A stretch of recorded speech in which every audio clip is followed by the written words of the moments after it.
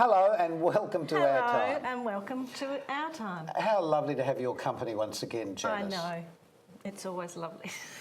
Oh, and your company. Oh, thank you so much. On today's episode, we have some fascinating guests. We often say that. I know. We actually have a whole collection of people today. We have Richard Laidlaw, who is a champion ice skater and show producer who travels all over the world with different shows. And two young ice skating stars, Giuseppe and James, will be seeing a bit of their ice skating. Are they ice skating for us tonight? They are. Oh, wow. On our very tabletop here. But we also have, talking about self-made people, a man who... Well, first, probably I should pose the question. Let's just say welcome to Bill. Welcome, but what would you do, Janice, what would Yes. you do if your parents were chicken farmers? Pluck chickens? No, do what Bill did. Which was Bill? Begin VIP. Well, begin VIP, but I didn't know I was going to start VIP at that point in time. No, so just take us back That's to a when you were... big jump from being on a chicken farm Well, it to is, being but, you know... in your own business. Bill also knows how to sex chickens. I do. And not many people can claim that. Yes. I won't ask you how, but I actually know. But because we were just talking before, I used to work for Ian Fairweather on Channel 9, and he also knew how to sex chickens. And I just discovered... That he was my Sunday school teacher. And that your parents bought from that family. They're incubators. There you go. So- Small town we live in. Small world. So, Bill... Well, they say 6 degrees of separation, but I Yes. think it's more Well, it's like Adelaide, isn't it? Yes, it is. So, Bill, what did you want to do when you grew up, when you were a young kid? Well, I wanted to be a car salesman and not wear overalls, you know, so I wanted to wear nice clothes. And not walk around Drive in the nice obvious. clothes, yeah. And pick up chicks and not the feathered kind. Okay. Yeah, And see? so... Ambition. Yes. Was it a matter of taking opportunities as they came along?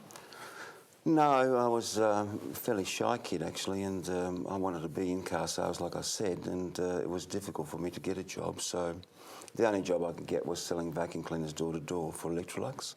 I was the youngest Mr. Jolly ever put on. Days, yes. And but it was commission only, so making no money at the end of the week, I ended up asking people if they wanted their lawns cut to supplement my income. As a weekend extra, sort of thing. To work on Saturdays, Yeah. so I started. That's how it started. Yeah. Gosh. And then, but then from that, mowing people's lawns, how did you envisage having what you have today?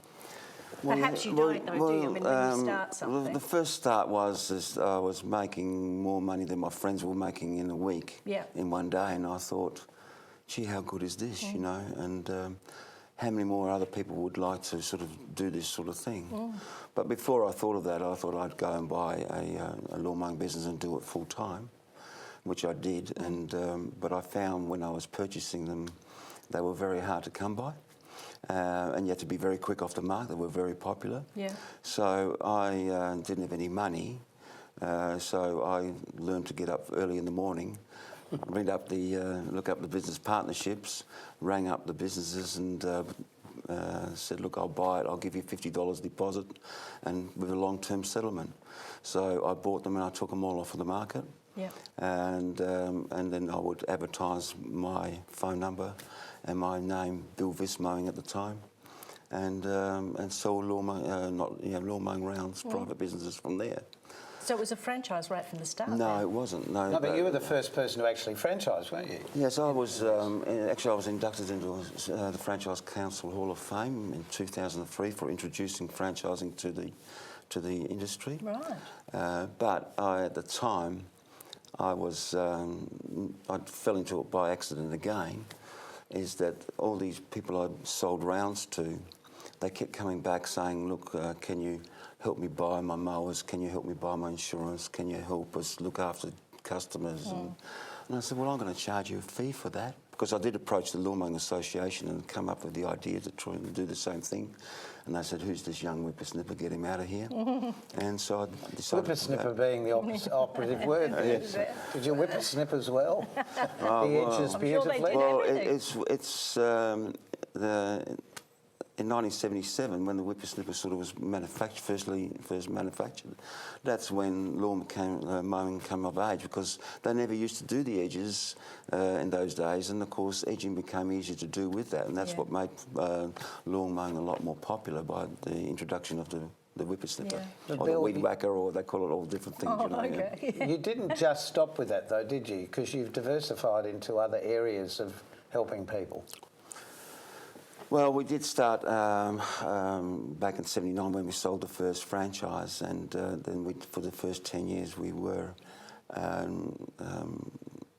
sold 100 franchises here in Adelaide, and that's as far as we thought we could go. It was a little bit more than that, and I thought, well, Adelaide is only 10% of the Australian market, so I thought, well, let's take it Australia-wide, and.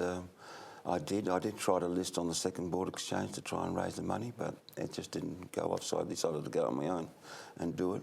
So I moved interstate and started in Melbourne, and then to Sydney, moved to Sydney, went to Sydney, lived in Brisbane for a couple of years each, and then off to New Zealand. And we ended up with 1,100 franchisees by doing that. It's extraordinary. That's it's amazing, an extraordinary success story. It is. Do you think there's anything out there left to franchise? Well, everything's franchisable, but it's franchising. I'm actually writing a book at the moment, and I'm not quite sure whether to call it Beyond the Brick Wall in Franchising, or just franchise it, or my name is Bill Viss and I'm no virgin. Okay. Well, there was the look. I do get the Richard Branson a lot. There was the look, yes, there was the look. I thought that when I first met you, I thought... I think everybody's... I'm surprised you didn't actually mention it before, because everybody else does. There's not a day that doesn't go past that I don't get called Richard. I figured that might be the case. So thank you for bringing that up. So what do you feel the future is for somebody in this sort of position like yourself? Do you feel that you're going to keep growing, or have you got to an ultimate number? No, well, the market is a lot bigger than it is than we have. We've got probably room for 5,000 or 6,000 franchisees. But people keep growing lawns. Well, it's repeat business, yes. And the cleaning is a repeat business. But there's a bit more to that, as you said, the cleaning. Because that's where you've diversified a little more, isn't it? We diversified to the cleaning, but that's, when I say cleaning's so diverse. I mean, you've got carpet cleaning, window cleaning, home cleaning, oven cleaning, office cleaning. You know, you've got oven cleaning. What a godsend! Oven cleaning. Why didn't I think about that when I had to clean an oven in somebody's house? Oh no, not the best job ever. No, hard. But I guess when you're doing that sort of work every day, like doing lawns every day, you move through things much faster than people who don't do it professionally.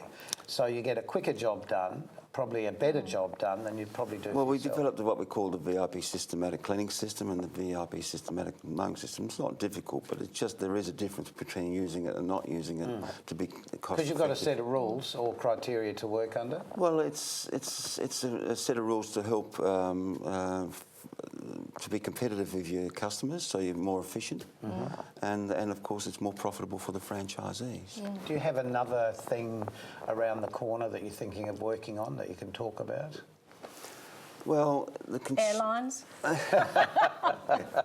No, I think we've got our challenges within this itself. I've seen so many changes. Like when I first started, we used to advertise the franchisee's phone number in the yellow pages.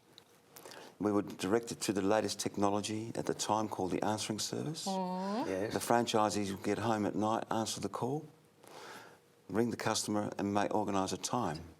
Now, with the advent of telecommunications and IT and companies like Uber and Domino's Pizza, people now want to see you come on their iPad.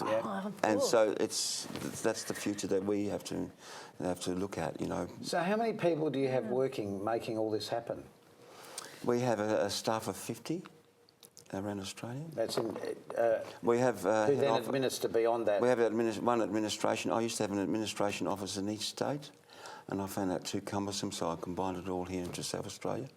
Brought all the... we run a marketing department, admin department, run the legal department and the support department, and of course the most important is our call centre nationally. Right. All the calls are answered here, and then we divert them back to the. So what do you want to do when you grow up? What do I want to do when I grow up? Own an airline. The perfect. Thank you so much, Bill, for being part of OurTime. It's just great to hear your story, actually, and the reality that anyone can do anything. They've just got to really put their mind to it. Anything's possible. And we'll be back in just a minute with some ice skating. So please don't go away. Don't go away.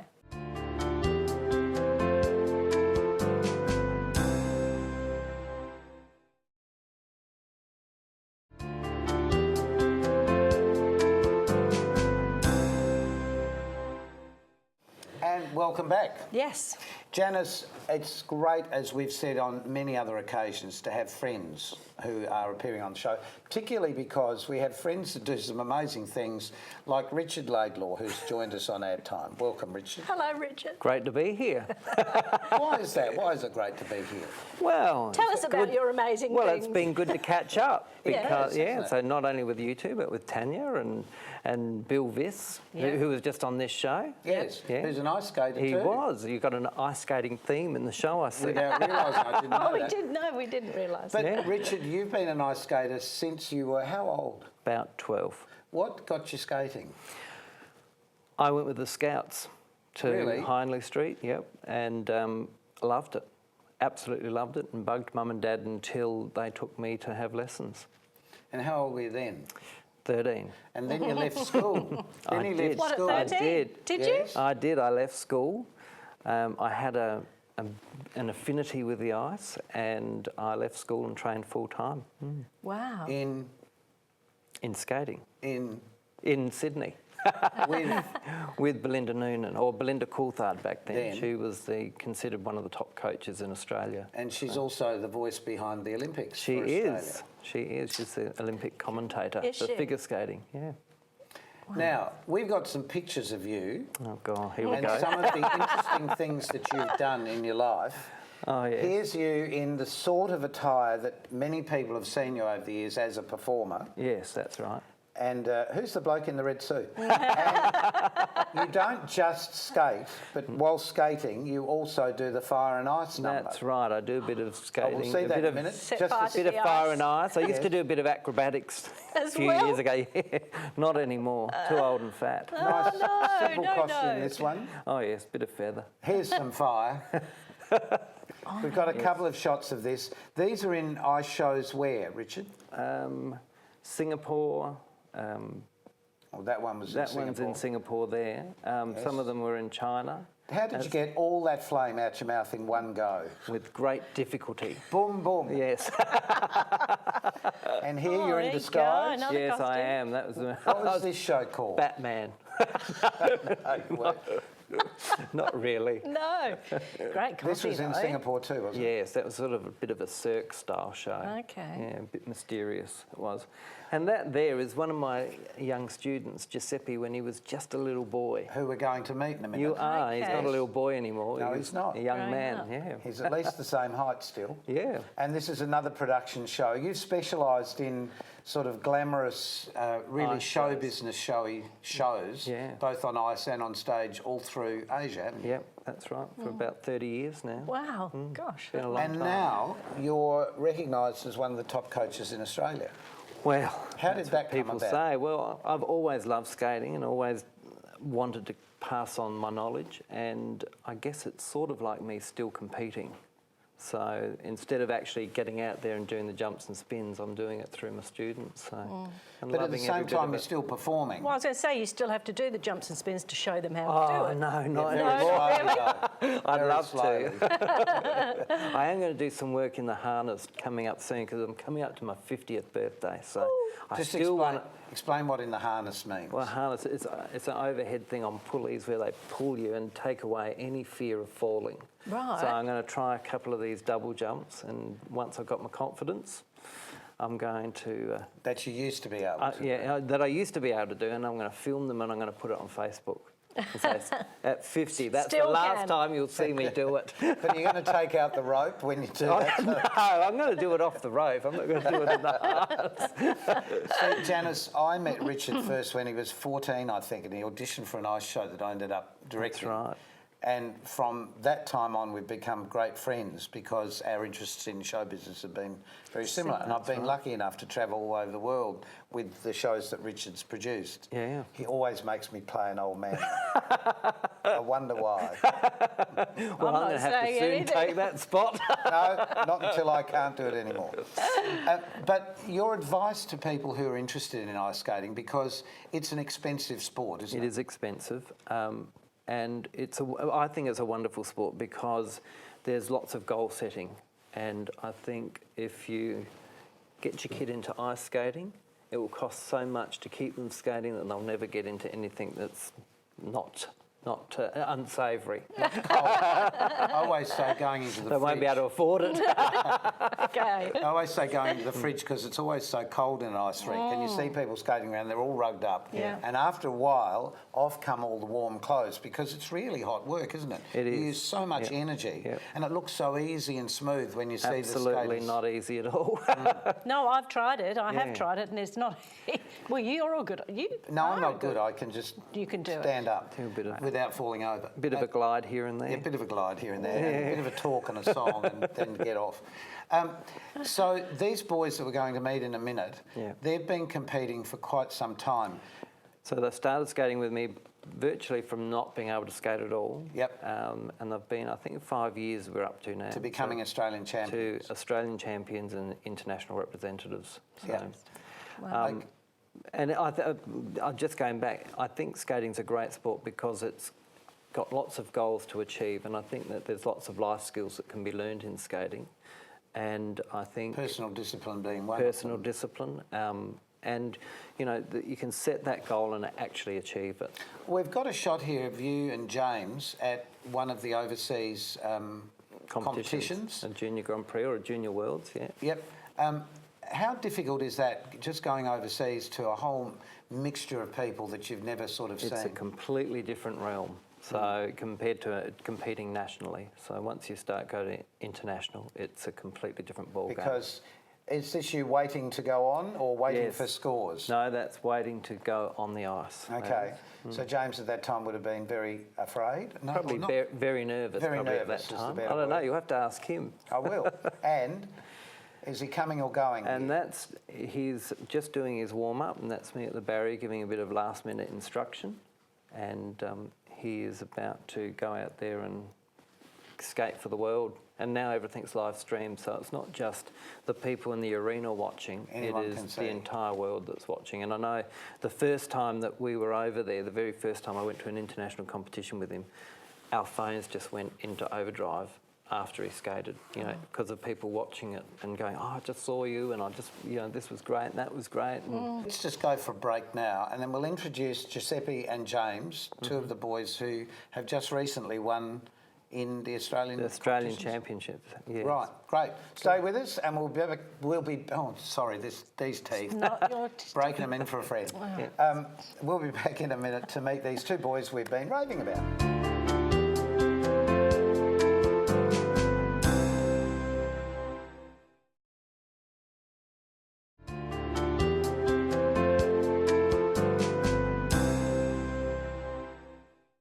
Welcome back. Yes, it's And suddenly... welcome to our two extra special guests. Yes, it got busy suddenly. Didn't it though? So in the middle here, this is James Min. Hi James, welcome to Our Time. And Giuseppe's sitting on the other side. Hello. Welcome to Our Time. So tell us a little bit about your life, guys.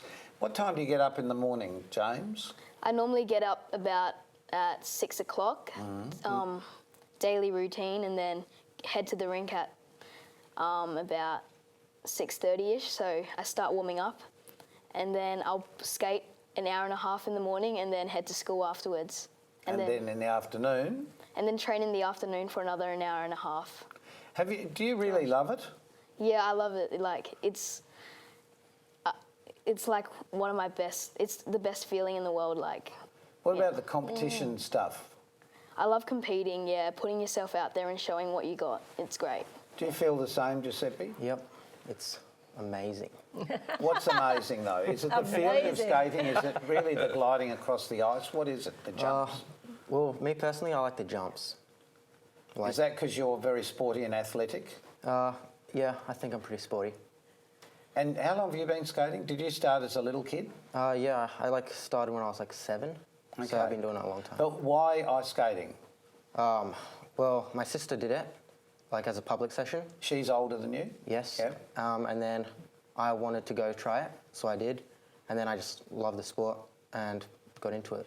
Well, let's have a look at you doing something on ice.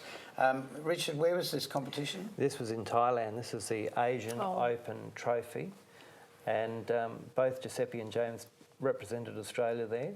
And it was quite different for us because although we're used to a cold rink here in Australia, and although they get hot when they skate around, this rink was already hot. Really? Oh, How can they do that? Absolutely. It was boiling. Oh, my goodness. So the boys got It was tired quite a different. lot quicker. Yeah. What was going through your mind then? Do you remember?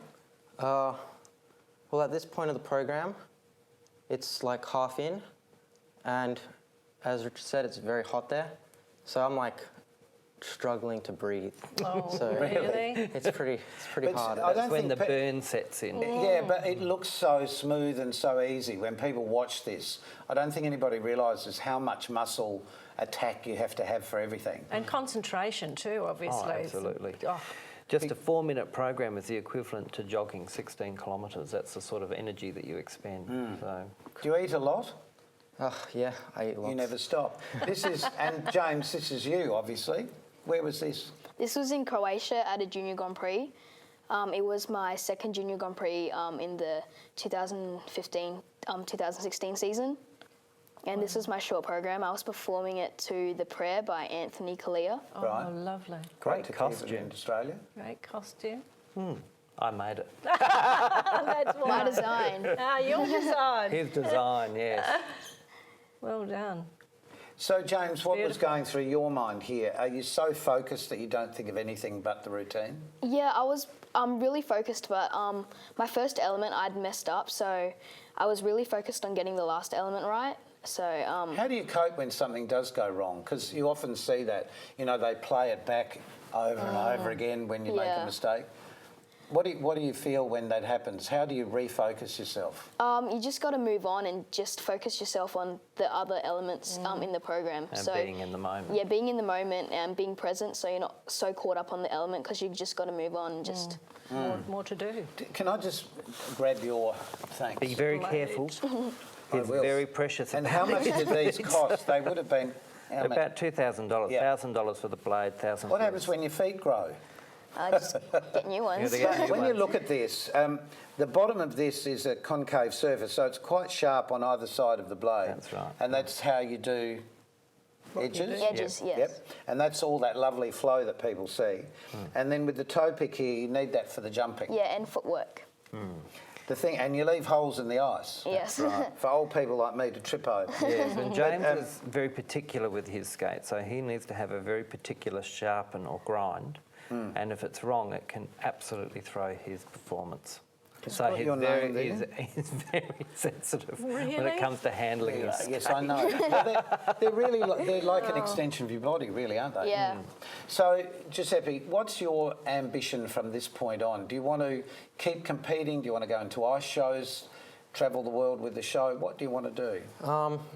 I really want to get to the Olympics. That's my most important goal. Yeah? Yeah, so this year I'm planning on getting into a Junior Grand Prix.